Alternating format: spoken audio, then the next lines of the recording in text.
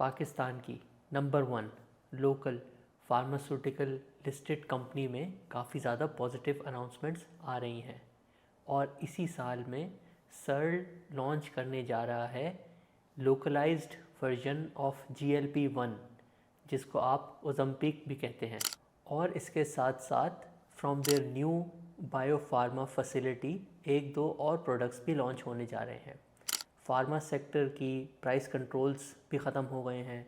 Searle ने FY21 में जो OBS की एक्विजिशन की थी वो भी सॉर्ट आउट हो गई है and with the new products एक टर्न अराउंड होता हुआ नज़र आ रहा है और ये चीज़ जो है शेयर प्राइस में भी रिफ्लेक्ट हो रही है। पिछले 2 सालों में सर्ल की शेयर प्राइस जो है वो 3 टाइम्स बढ़ गई है। हाइड्रेलिन और पेडिट्राल जिसको आप ORS भी कहते हैं, ऐसे स्टार प्रोडक्ट्स सर्ल के पास ऑलरेडी मौजूद हैं। तो फिर क्या सर्ल फिर से एक हाई ग्रोथ कंपनी बनने जा रही है? और ये जो इन्होंने न्यू इन्वेस्टमेंट की है in the biopharma plant of approximately 5 billion rupees, क्या ये इस कंपनी के लिए एक गेम चेंजर साबित होगा? आज डिटेल में डिस्कस करेंगे। सबसे पहले स्टार्ट करते हैं सर्ल के मेन प्रोडक्ट से और कंपनी का नंबर 1 प्रोडक्ट है हाइड्रेलिन कफ सिरप और फिर उसके बाद आ जाता है पेडिट्राल जिसको आप ORS के नाम से भी जानते हैं। इसके साथ साथ सर्ल के पोर्टफोलियो में मेटोडाइन और अगर FMCG प्रोडक्ट्स की बात कर लें तो कैंड्रल और विटामिन वाटर जो है वो भी सर्ल ब्रांड में आता है। पेन किलर्स का पोर्टफोलियो अगर देखें तो न्यूब्रॉल और न्यूब्रॉल फोर्ट जो है ये भी सर्ल के रेवेन्यू में एक अच्छा कंट्रीब्यूशन करते हैं। सो रफली सर्ल का 60% रेवेन्यू जो है वो फार्मास्यूटिकल प्रोडक्ट से आता है और बाकी जो 40% है वो न्यूट्रिशन, मेडिकल डिवाइसेस और जो FMCG प्रोडक्ट्स हैं वो कंट्रीब्यूट करते हैं। कॉस्ट्स की अगर बात कर लें तो पेन किलर पोर्टफोलियो में जैसे कि न्यूब्रॉल और न्यूब्रॉल फोर्ट का मेन रॉ मटेरियल होता है पैरासीटामोल और इसी तरीके से हाइड्रेलिन का मेन रॉ मटेरियल है अमीनोफाइनिल। सो ये APIs जो हैं इस कंपनी की कॉस्ट में मेजर कंट्रीब्यूट करती हैं।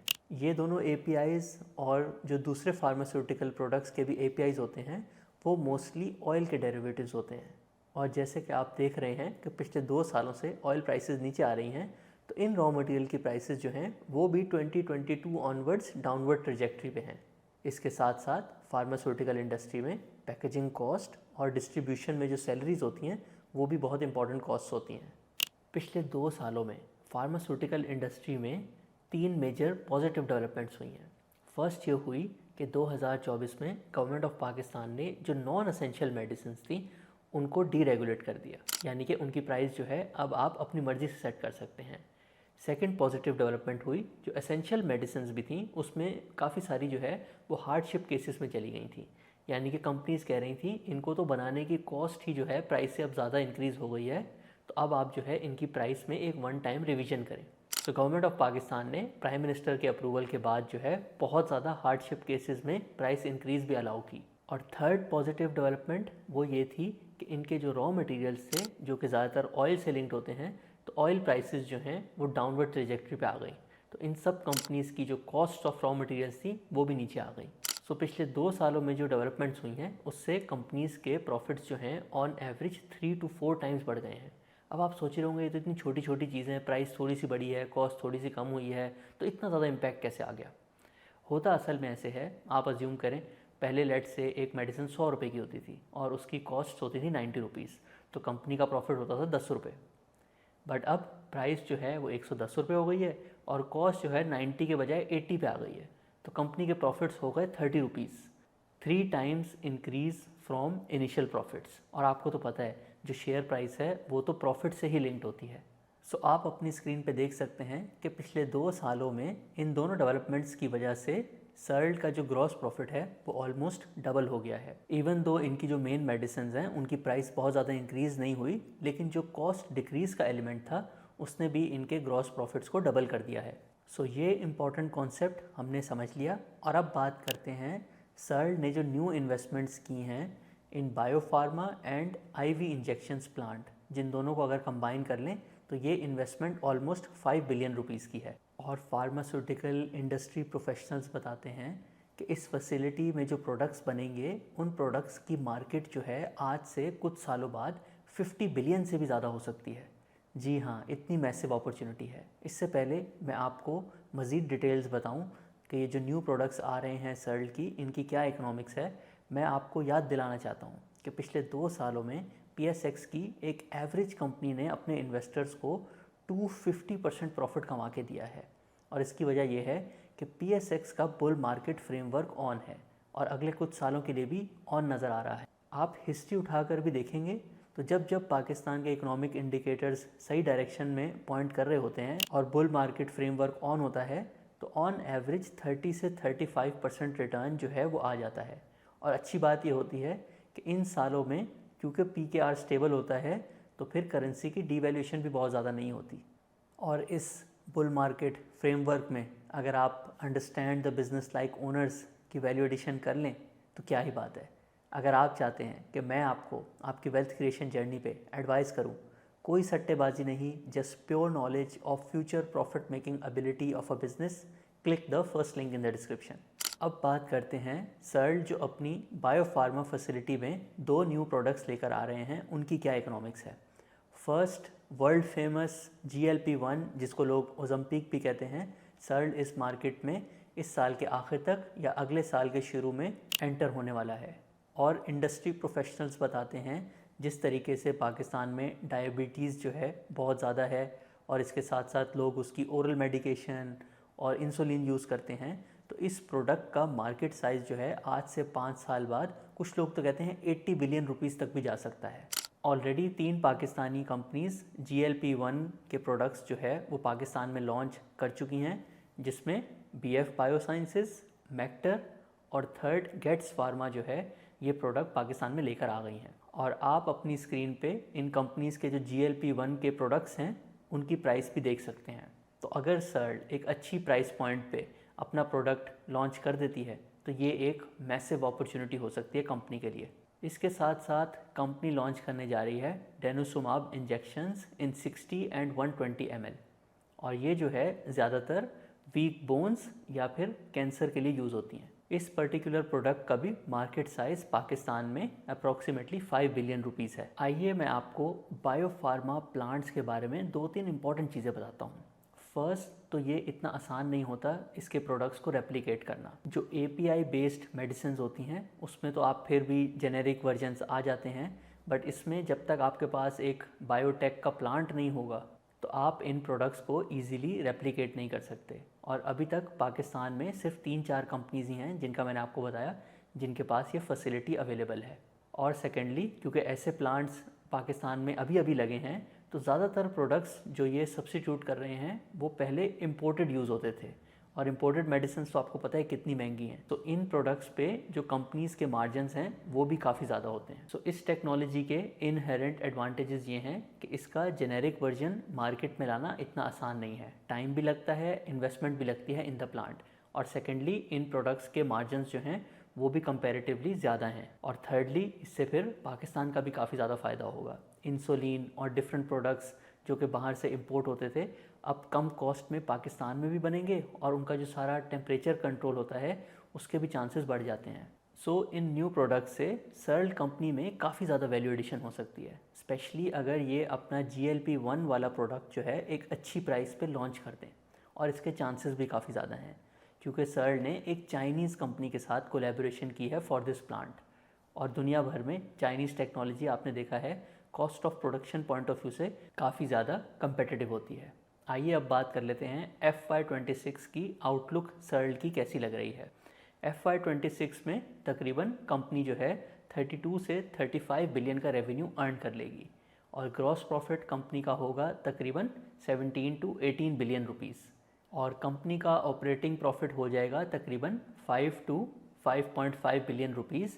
और अब क्योंकि सर्ल ने अपनी सब्सिडरी को सेल कर दिया है, जिसकी वजह से कंपनी पे बहुत ज़्यादा डेट थी और फाइनेंस कॉस्ट आती थी, और ये डेट जो है आहिस्ता आहिस्ता पे ऑफ भी हो रही है, तो कंपनी का प्रॉफिट आफ्टर टैक्स जो है वो हो जाएगा तकरीबन 3 to 3.5 बिलियन रुपीज़, जो कि EPS में बन जाता है रफली 6 to 6.5 रुपीज़ पर शेयर। और जैसे कि आप फार्मा सेक्टर में देखते हैं कंपनीज़ को ईजिली 15 P रेशो मिल जाता है, तो सर्ल की फेयर वैल्यू बन जाती है रफली 90 to 100 रुपीज़ पर शेयर। और याद रखें इस रेवेन्यू में हमने जो न्यू प्रोडक्ट्स हैं उससे जो रेवेन्यू आएगा, उससे जो प्रॉफिट आएगा अगले सालों में, वो इंक्लूड नहीं किया। जब कंपनी ये न्यू प्रोडक्ट्स की प्राइस अनाउंस करेगी तो फिर थोड़ा बेहतर आइडिया हो सकता है कि ये जो GLP-1 की एवर इंक्रीजिंग मार्केट है, इसमें सर्ल को कितना मार्केट शेयर मिलेगा। तो ये जो 2 न्यू प्रोडक्ट्स कंपनी लॉन्च करने जा रही है, इनकी contribution in revenue and profitability आप अपने एस्टिमेट्स में ऐड कर लेगा जैसे जैसे कंपनी न्यू अनाउंसमेंट्स करती है। This is not financial advice, हम सिर्फ अपना ओपिनियन और अपनी एनालिसिस जो है आपसे शेयर कर रहे हैं। और हम हमेशा आपसे कहते हैं कि कोई भी डिसीजन लेने से पहले, कोई भी इन्वेस्टमेंट करने से पहले खुद उसको सही से रिसर्च करें और अपने फाइनेंशियल एडवाइज़र से भी ज़रूर कंसल्ट करें। बजट 2025 फार्मा सेक्टर के लिए काफ़ी पॉजिटिव रहा। जैसे कि आपने देखा होगा, IMF और पाकिस्तान के बीच में जो डील हुई है, उसमें ट्रेड लिबरलाइजेशन जो है वो एक उसका इम्पॉर्टेंट पॉइंट है, और ड्यूटीज़ जो है इंपोर्ट्स पे आहिस्ता आहिस्ता कम करने जा रहे हैं।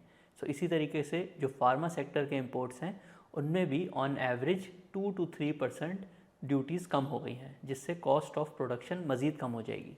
अब थोड़ी सी बात कर लेते हैं कि FY21 से लेके FY23-24 तक सर्ल का जो शेयर है वो काफ़ी ज़्यादा तेज़ी से नीचे आया, और माइनॉरिटी शेयर होल्डर्स का इसमें काफ़ी ज़्यादा नुकसान हुआ।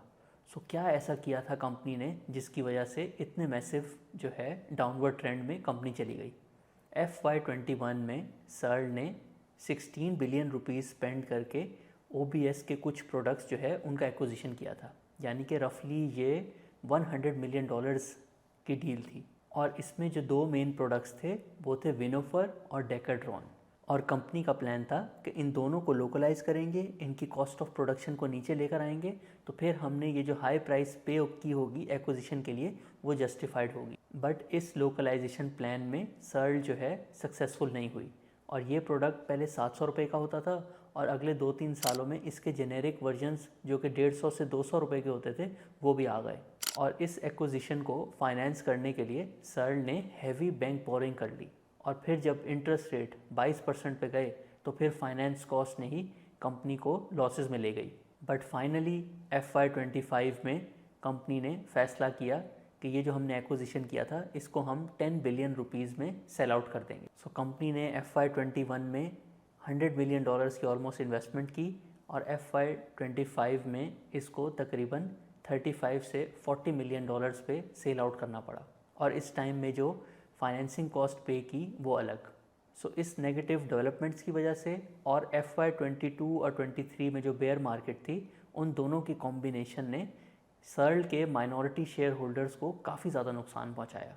और इससे आपको समझ भी आना चाहिए कि बिज़नेस की जो डेवलपमेंट्स हैं उनको फॉलो करने की कितनी इंपॉर्टेंस है।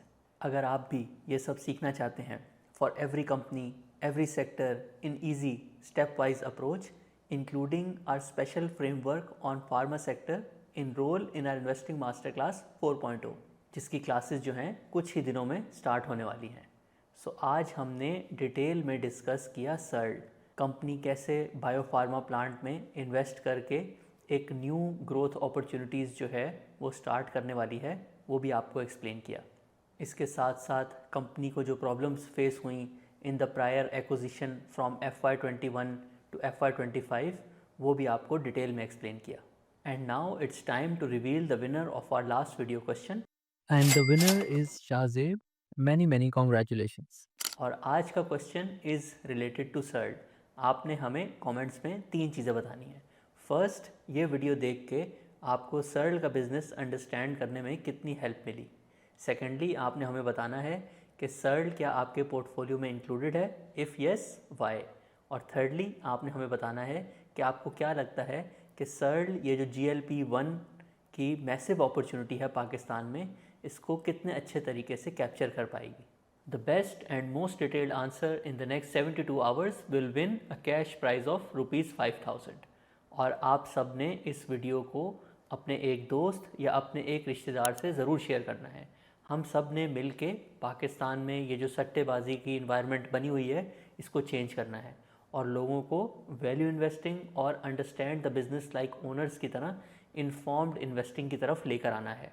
अगर हम ऐसा करेंगे तो बहुत ज़्यादा लोग पाकिस्तान में जो है फाइनेंशियल फ्रीडम भी अचीव कर सकते हैं। उम्मीद है आज की वीडियो आपको पसंद आई होगी, and this will help you in making the right investment decisions. अगर आप मज़ीद टॉप कंपनीज़ के बारे में डिटेल्ड वीडियोस देखना चाहते हैं जिसमें Meezan bank, Millat tractors, Engro fertiliser, Hapco, lucky cement, so check this playlist on our channel. अपना बहुत ख्याल रखिएगा। आपका इन्वेस्टिंग फ्रेंड अब्दुल रहमान, और इंशाल्लाह नेक्स्ट वीडियो मुलाकात होगी।